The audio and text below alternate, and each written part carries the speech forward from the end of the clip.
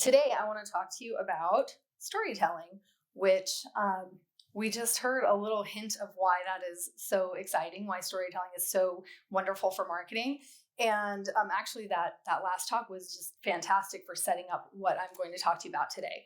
So storytelling is one of the oldest forms of communication. It predates the written language by thousands of years.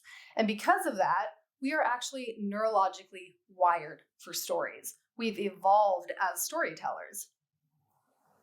How many of you have seen those brain scans where, when you take a bite of chocolate, a particular part of your brain lights up, or, you smell a scent from your childhood and another part of your brain lights up?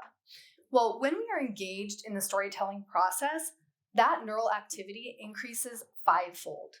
So when you hear a story or you see one playing out on the big screen, our brains are actually lighting up like the 4th of July. And when that happens, a series of chemicals are released. The first one is cortisol. Now, cortisol gets a bad rap because we often hear about it, as the stress hormone, makes us hang on to belly fat, things like that, right? But cortisol also helps boost the formation of memories. So how incredible is it that you can use storytelling in your marketing, in your content, and have it actually help people remember your brand or your product or your service? The second chemical that I want to talk to you about is dopamine. We heard a little bit about dopamine earlier as well. Dopamine is related to the pleasure and reward center of your brain. So, taking that bite of chocolate, right? Again, for all of us here in this room, the fact that we can tell a story about our brand or about our product or service and have someone's brain light up in a way that feels like they're being rewarded for hearing about our brand is incredibly powerful. The third, my clickers doesn't like me. The third chemical that I want to talk to you about is oxytocin. And oxytocin makes us feel empathy. And why is that important for us as marketers? Because all of us in this room know that one of the most important things we can do for the success of our business is to connect with our customers in a really human way. And when we create empathy, we build those relationships. We build that know, like, and trust factor that we all have heard so much about, right? So in 2009, journalist Rob Walker set out on an experiment. Has anyone heard about the Significant Objects Project? I love this story. So journalist Rob Walker set out, he said, I think if we sold an object with a story attached to it, then it would actually sell for more than if we just sold the object by itself with no story. So that's exactly what he did. He went around to garage sales and thrift stores, and he bought 100 objects that you and I would consider to be perfect junk. And some of these are the actual items from his project website, Pez dispensers, little plastic figurines. On average, he spent $1.25 per item. Then he got a team of creatives together and they wrote a story for each of the objects and he listed them all on eBay. Now, not only did he sell all 100 of these junk items, which is pretty impressive in itself, who's buying, a Pez dispenser from eBay. In total, he spent $128.74 on all 100 items. After he uploaded them to eBay with the stories attached, he generated $3,612.51. And some of these items sold for like $200 a piece, and we're talking little plastic figurines. So that is the power of storytelling for your brand and for your business. And like I talked about with the brain chemicals, when information is presented in story form, it is up to 22 times more memorable than facts or statistics alone. And I can't promise you a 3,000% ROI, but stories do increase sales conversions by up to 30%. Now, you might be wondering, who is this person? She's never spoken on a stage. Why should we care what she has to say? I'm a writer, a speaker, and an educator. I've been in the marketing and communications field for over 10 years, probably closer to 15, but I'm going to just keep stretching this out as long as I can. And I've worked with businesses big and small. I work with some individual business owners, solopreneurs. I've worked with enterprise organizations like Microsoft, helping them grow their digital channels through content storytelling. And I've helped startups tell their stories to secure millions in funding. I created the Cornerstone Stories method because one of the things that my clients and students would say is, okay, Erin, that's great. Storytelling is, you've told us it's really compelling, it works, but what stories do we tell? And where do we tell those stories? And so I created this method to help you tell the right story at the right time in exactly the right way for your target audience and for your communication goals. And the talk today that I'm going to tell you a little bit about sales storytelling is part of that process. It's one pillar. And really quickly, because our last speaker touched on this, and I want to quiz you and see how well you were paying attention. What stories do you think are at the center of this method? The customer stories. Yes. So we're not going to talk about that today, but luckily our last speaker did a great job of covering that, right? But the customer stories at the center, and today we're going to talk about the sales stories. And before I get into the meat of that, I want to bust a couple of myths, because the other thing that my clients and my students often say is, they have all these doubts about storytelling or whether it will work for them. And if you have those same doubts, then you're not going to truly absorb the information here, right? So myth number one, I'm not creative enough. Okay, Erin, you said you're a writer, you've been in communications, but I'm not a writer. So will storytelling work for me? Remember, we are all natural born storytellers. We have evolved this way, okay? It is part and parcel to the human experience. And some people actually argue that stories are the very thing that make us human. So there's a lot of research in, artificial intelligence, and they say stories are actually the thing that set us apart from computers. What do you do when you get together with friends for brunch, or you gather for happy hour after work with your colleagues? Talk about movies, stories. You talk about stories, you tell stories. You tell a story, maybe you're gossiping about somebody at work that's not at happy hour, right? Like, did you hear what happened to Jan? Or wait until I tell you about my crazy weekend, right? The bulk of our daily communications are actually sharing stories. So we're already doing this all the time. Myth number two, stories won't work for my business, my niche, my industry. Again, if your customers are human, this is going to work for you, okay? This was also mentioned in the last talk. So some of my secrets were given away. I'm not very happy about that. But no, when we are engaged in the storytelling process, our brains actually think that we are experiencing that story. So when we see a Hallmark commercial, we get goosebumps. When the dog dies in a movie, we cry. That's because our subconscious brain cannot distinguish between fact or fiction.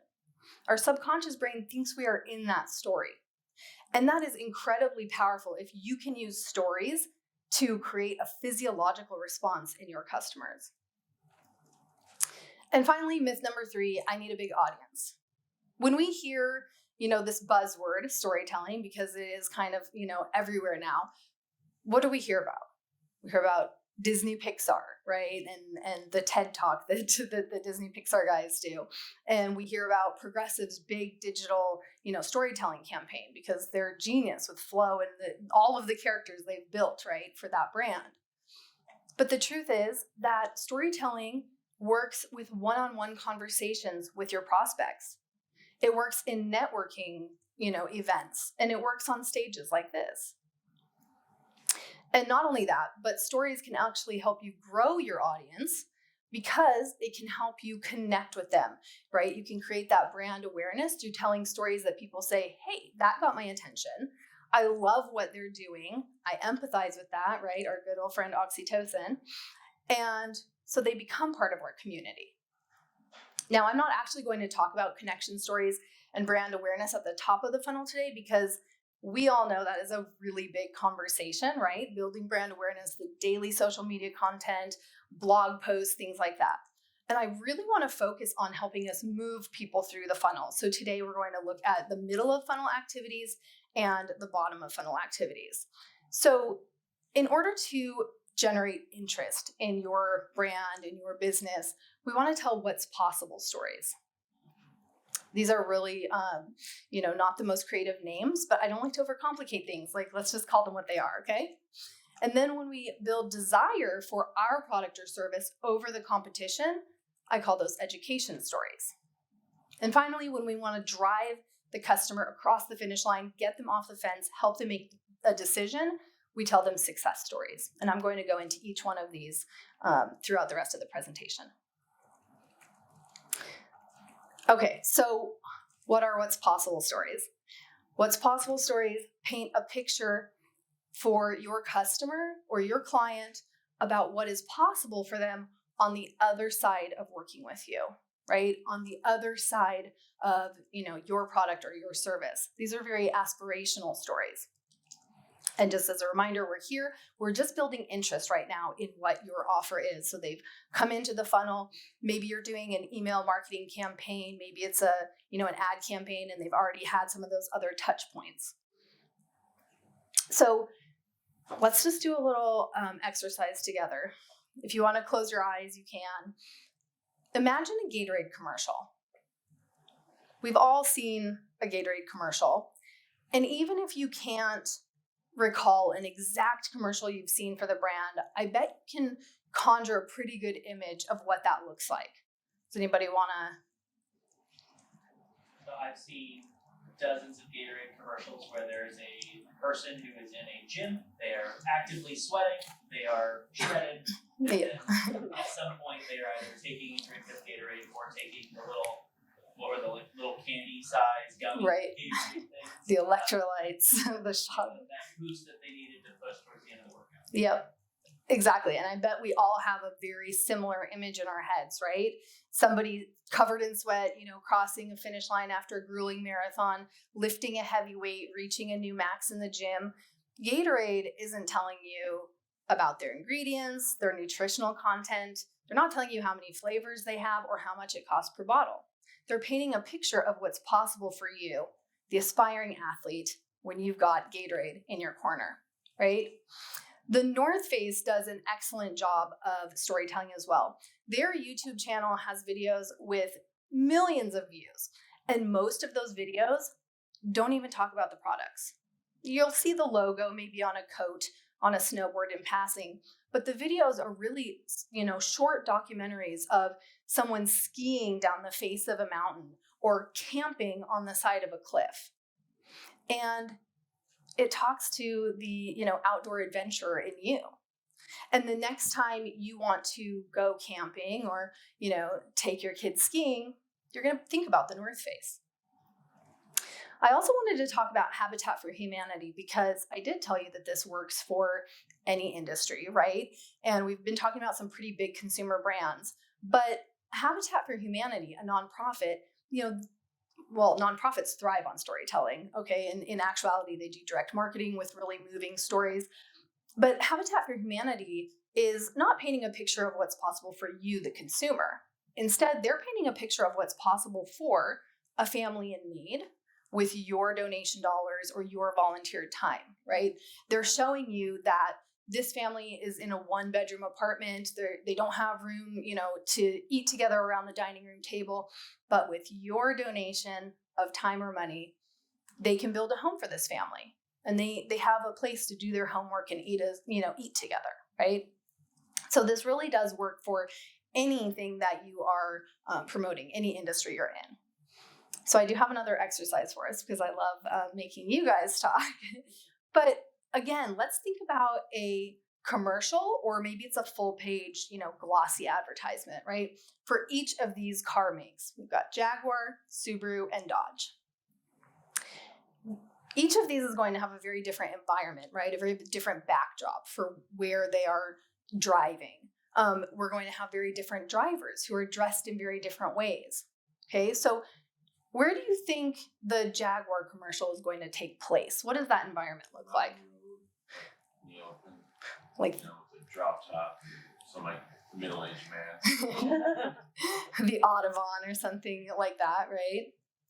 It could also be a very urban setting, somebody in a suit and tie, right, coming out of their banker job, or a woman getting out of a Jaguar in a luxurious dress going to a fine dining establishment. So any of those, right? What about Subaru? Mountain. Yeah, I was gonna say you're in Seattle. You have to, you know a Subaru, right? Yeah, they're going to be on a mountain road.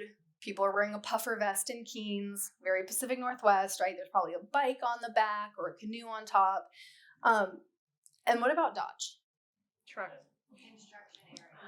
Truck, construction, desert. Yes. This is a very like working man's vehicle. It's a pickup. There might be a dog.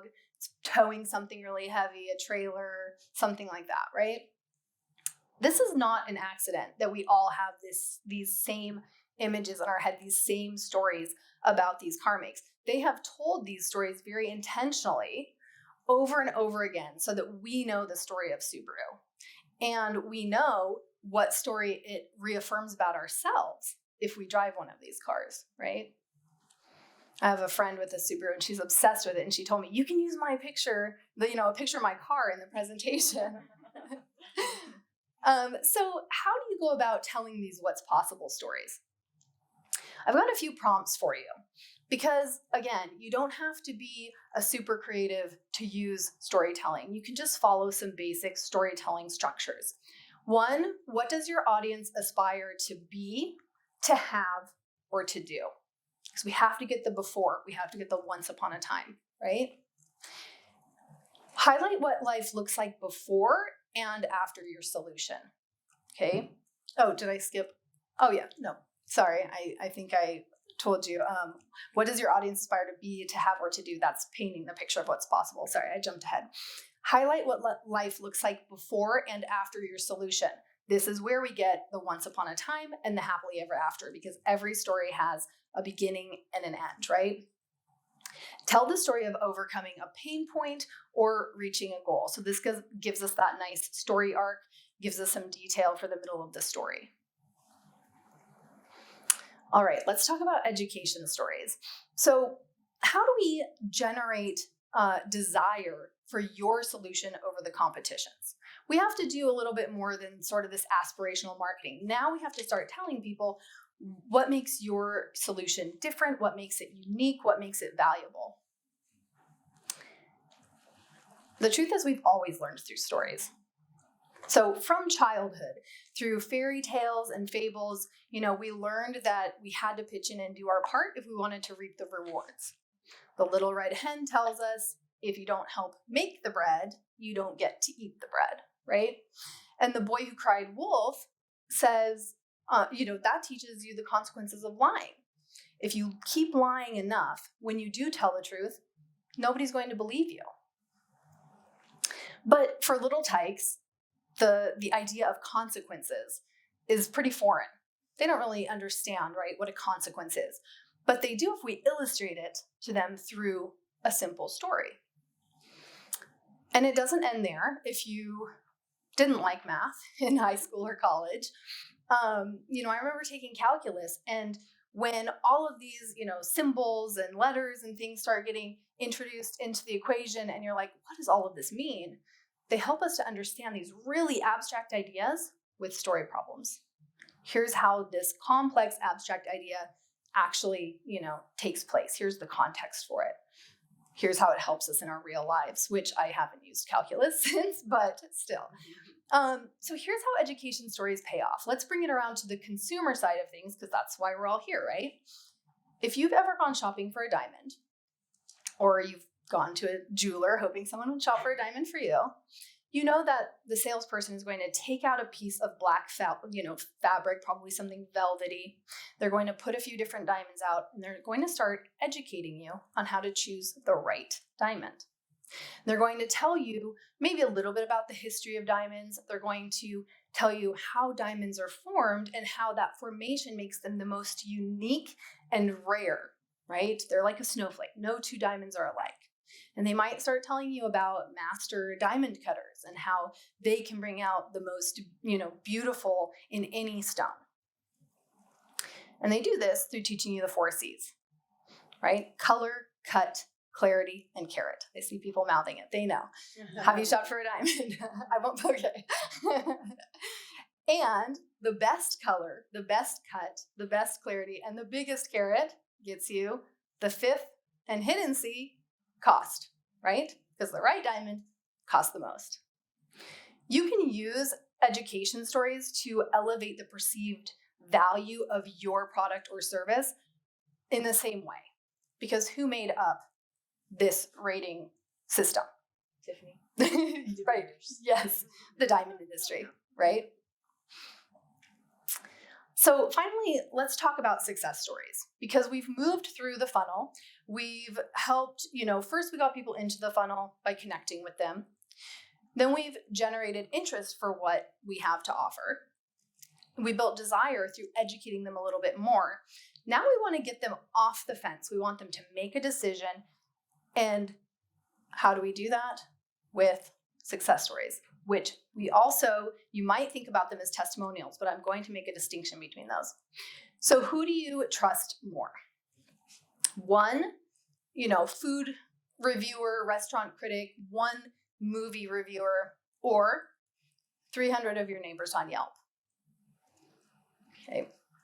Most of us trust not the paid expert, but all of the people who, we work with, who live in our neighborhood. If the restaurant reviewer says, Joe's Burger House, it's really greasy, I didn't like, there was french fries in the seat when I got there, but 300 people on Yelp are saying it is the best burger I've ever had, we're still going to go try Joe's Burger, right?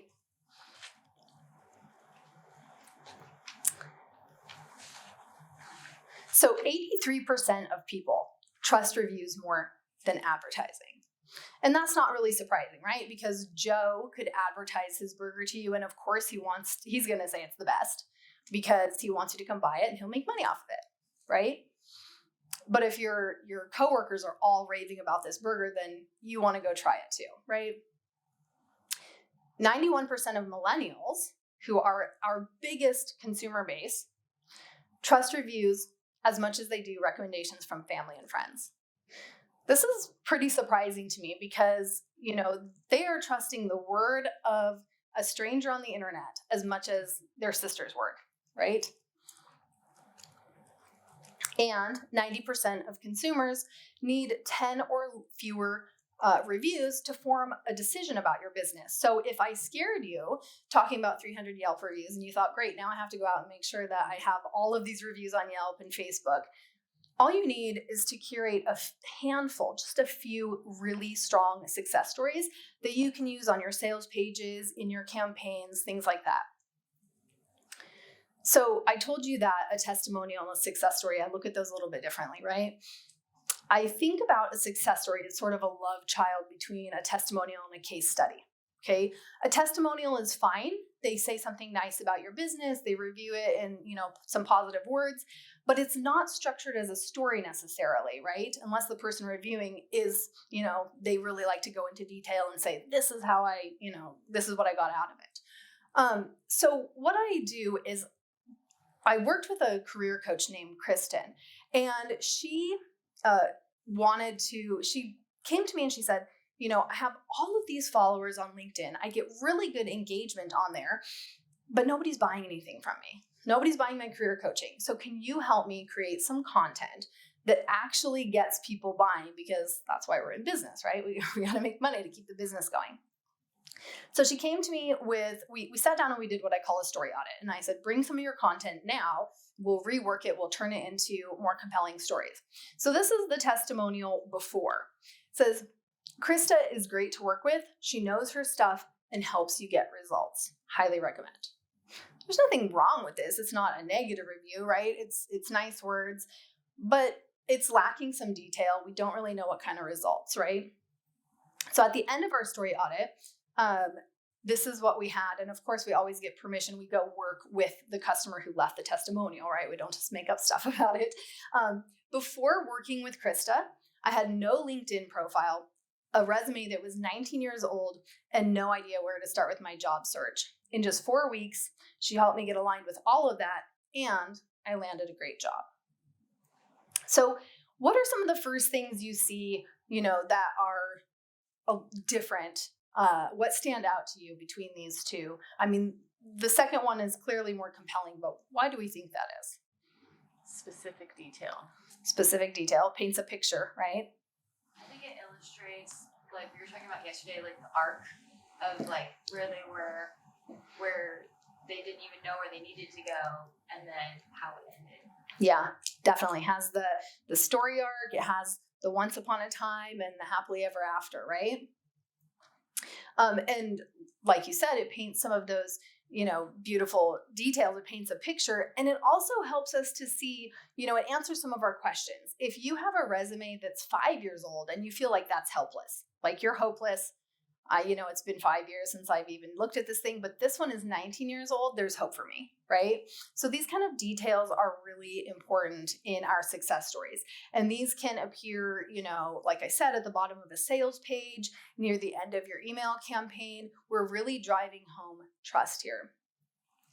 So I've got a cheat sheet for you. If you ask your customers for, reviews and testimonials, and you can change that process up a little bit. You can send them these exact questions, which will get answers that write the stories for you. So you can ask them, where were you when you started this journey? So that gets us the before, that gets us the once upon a time. And how did you feel? Now, it's really important that we get some of the emotion in here, because stories are emotionally driven, right? This is how we get those responses from people that are reading them, that are engaged with them. What did you experience inside of this program, or while using this product, while working with me, whatever the case may be? This is where we're going to really paint a picture of what that's like, right? We're going to provide some of those helpful details. And finally, what have you accomplished since? So this is going to be the happily ever after. And very importantly, again, how do you feel now?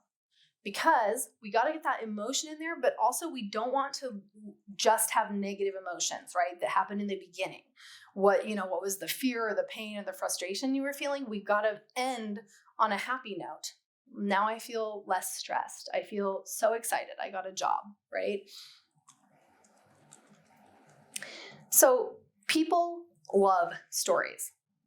We love them so much, in fact, that we'll watch the same movie several times over the course of our lives, even when we can quote every line, even when we know how it's going to end, okay? You and your business can leverage strategic storytelling to entice and activate your customers in this same powerful way. And that's all I have for you, but we do have time for questions. Thank you. How do you tell? Oh, I should use this. So I was kind of making jokes yesterday about how I work in like a super boring industry, it's insurance, right? How do you tell exciting stories about insurance? Because I mean, we can use facts and figures and quantifiable numbers, but I feel like after a page, everyone's kind of snoozing. So I'm curious how you kind of weave in a story arc through that. Yeah. You know why I love your question so much? Because in one of my other talks, I do talk about the insurance industry. And I always feel bad saying, like, it's a boring industry, right? Because I don't know who works in insurance. It is a boring industry, but we can tell these really fun, like, some of the best commercials on TV right now are insurance commercials, right? We've got Progressive, the little gecko from Geico, right? And we relate to these characters. We get to know these characters really well, and we know exactly which insurance company is coming, is being advertised. I think one of the best ways that you can use stories is by looking to, I think it's Allstate, right? With Mayhem. I don't know if anybody's familiar with Mayhem. I love that guy, right? So he's educating you about those facts and those benefits of insurance. He's educating you about what the policies cover simply by showing, some different stories of what could happen to your house or what could happen to your car. So I think it's just starting with, just kind of doing some brainstorming around what are some of the potential crises that could come out of this, and how can we, paint a picture of what that crisis could look like, how it plays out, and then, on the other side of that. Would you say that character creation is one of the essential parts of storytelling for something that might not be as initially enticing? Absolutely. So what we want to do in those industries where there isn't necessarily a human component is to, make the brand itself or the product itself a human, right? Which is exactly what they did with Mayhem. Like they turned, a crisis into a person. Yeah, I love that question. Yes. So work in higher ed, Yes. and we do a lot of storytelling with Gen Z. And what we're learning is they want more control of their story. They want to see the story. They want to control the narrative, which can make it kind of difficult sometimes because, Yes. Our job is to sell the university, but it's not always great, especially when you're going to school during a pandemic.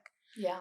So I'm curious if you have any insights on that generation and like how they want to share their story. Yeah.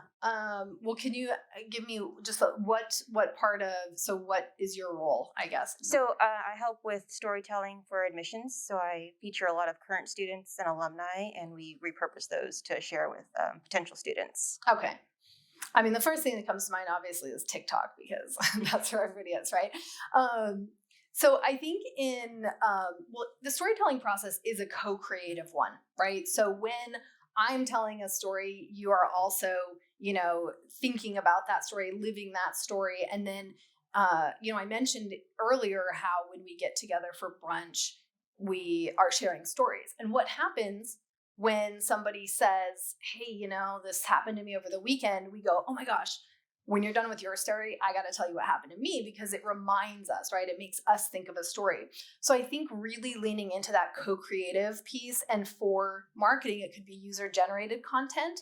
So really encouraging, having some kind of user-generated content campaign where you are highlighting, the kids who are, maybe there's a contest, maybe there's a hashtag and they're creating TikToks, and then the university reshares it or highlights it. And this encourages kids to say, hey, if I go to that school, or if mine is chosen, like that could be elevated. Something like that is what first comes to mind for me. Does that help answer your question? Yeah, I think that's what we're seeing too is like, for example, our TikTok that Salong's in charge of, it's student run. And great. Student generated. Yeah. So that's great. That makes sense. I think Marriott did like a campaign like that on TikTok where you kind of had, share your story and win a trip around the world kind of thing. And it seems to got a lot of people making stories. So yeah, I think it would definitely help. For sure. Admissions and stuff for sure. Yeah. But anyway, yeah. You just like having the cube, right? I just wanted to jump in, yeah. Thank you. Oh. Yeah, I'll try. Okay, so something that we've struggled with in our storytelling in the company that I work for in our industry is that a lot of our stories don't have those happy endings, and they are prompted by tragedy. Mm-hmm. So I manage our social media accounts, and a lot of the things that we are promoting are products that try to or are implemented because of tragedy. So we produce door hardware for anything from hospitals to K through 12 schools. Okay. And the majority of the things that we promote are to prevent certain things like school shootings and K through 12 schools. We have ligature resistant door hardware that we could install on hospital doors to prevent people with behavioral health issues from committing suicide. Right. And then we also have products that prevent people from getting locked into either multifamily homes or schools during fires. Mm-hmm. I don't know if you have seen in the news lately that a lot of that happens often, and it's hard to promote via social media and those stories because I think we're all innately tired of tragedy.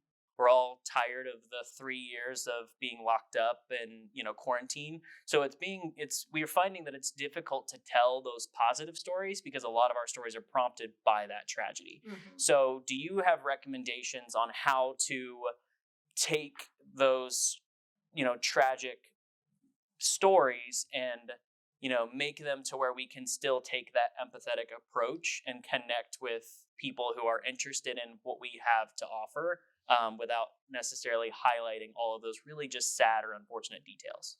Yeah, that's a tough question. Yeah. But I mean, the first thing that comes to mind, and I wish, because I feel like there's an example that's just kind of like in the back of my head, I can't think of off the top of my head, but I think the best, I shouldn't say the best, but one of the best things that you could consider and kind of test out would be, it's not going to be a happily ever after. It's not going to be like one of these really fun stories, and you don't have to necessarily sort of, detail out all of the horrendous things that have happened, but you could show a story of what could be prevented. Like even that is a happy ending, right? Like an alternate ending or something like that. So I'm thinking, yours are going to be, probably emotional stories. They're going to be those stories that do, probably create some goosebumps, right? If these are done like digitally or even in a case study or something like that. But I think that, you're going to want to frame these as, you could even show a story of, kids in a school and whatever, and say something like, this is, just an average day at school.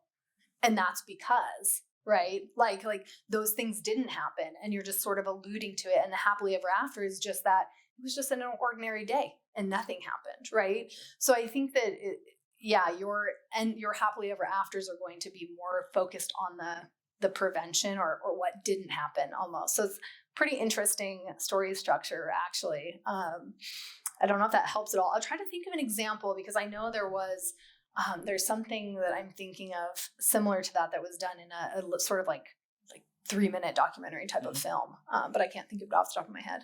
Yeah, I mentioned before that we're about to launch Instagram, and something that we're trying to educate our internal teams, but something that we're excited about is that we're going to be able to bring more of that human element and tell those like positive stories through really engaging imagery and video.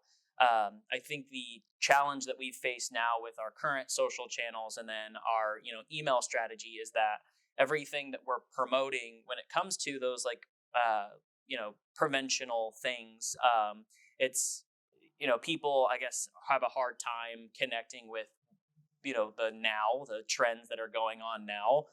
So we're just trying to come up with ways to take what we're doing and kind of expand on it with what the future could hold. Because, I mean, everybody can agree things as of late haven't been super great.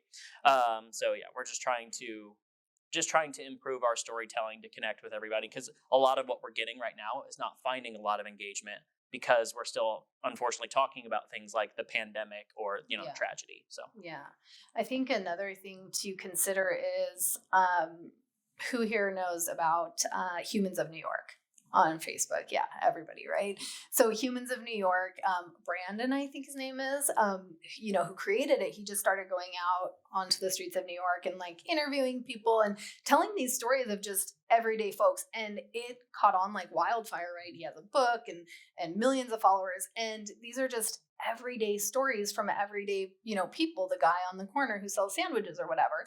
And I actually adopted and gave credit when I was in a role at Microsoft, and we did a Humans of the Microsoft Accelerator campaign, and we talked to different startup founders and stuff, and we got their story and we shared it, and it performed really, really well. So one of the things you could do is just, like you said, interviewing some people and getting stories about, say it's at a school and they talk about what kids are afraid of, right? It doesn't even have to be that a tragedy happened, but it could just be these stories about, these are what kids are telling me, this is what they're afraid of, and this makes us feel more secure and give them some peace of mind or whatever. I mean, obviously I'm not doing justice to what the story could be, but those kinds of stories could be really impactful. Yeah, I think we'd love to take that methodology, that idea for like October is Safe Schools Prevention Week. So being able to take those ordinary, days that are flawless, things that, might not be super exciting to students and teachers, but also things are operating smoothly, everybody feels safe and all of that. Right. But yeah, not all of our markets are going to have those types of Right. opportunities. But Right. yeah, I was just curious, and I appreciate it. Yeah, for sure. No, I've got all kinds of ideas now. One thing, Josh, I'd also add that tragedy breeds community. So you could also take a community-focused effect. I mean, we think of all the negative things that have happened in people's lives, and we think about the response to that. It's always been, how do we surround people who have gone through tragedy with community and support? So as you're building your social campaigns, you can also pay attention to the communities that have popped up in response to those types of tragedies. Focus on those people. Okay. Yeah. Thank you. Where's your keynote? I did it yesterday. Okay, I wasn't here. Oh, darn. Yeah. Thank you. You're very welcome. Okay, so it's funny that you talk about the Humans of New York, because I've actually referenced that in a couple of different projects I've worked in. But more on the aspect of now he's doing like series. So I was wondering if you had any facts or at least an opinion on the just using series versus one post specifically in social, because I was looking into, bringing people back, because every time I see one where it's like, oh, it's 4 of part 5 out of 5, I'm like, oh, well, I have to go. So I always go back to the page and I look it up. And so I just personally realized, I was like, man, I do it almost every time. And so I was wondering if you had any like experience with, promoting a series on your social page rather than maybe just one like long post. Do you think that that's better? I think it can be extraordinarily effective for the same reason you're talking about. And I do the same thing, because now he tells longer stories instead of these sort of micro stories. And I save the post and I'm like, I've got to read this person's full story. So it's that idea of like a cliffhanger ending, right? And mystery and thriller writers are so good at this. If you ever stayed up all night reading one of these books and the chapter ends and you're like, well, now I have to know what happens next, right? So that does absolutely work. And I think that in a really well done storytelling campaign on social media, if you're like, hey, tune in tomorrow, essentially, tune in tomorrow, you'll hear, XYZ, kind of leave it that same cliffhanger ending, that same, enticing little soundbite, then I think you could really get people engaged in those campaigns and coming back to your page to look for more of those to happen in the future, for sure. Yeah, that's a great question. I see they've opened the doors, so I think we're getting kicked out. But any other before I go? No? All right. Thank you so much.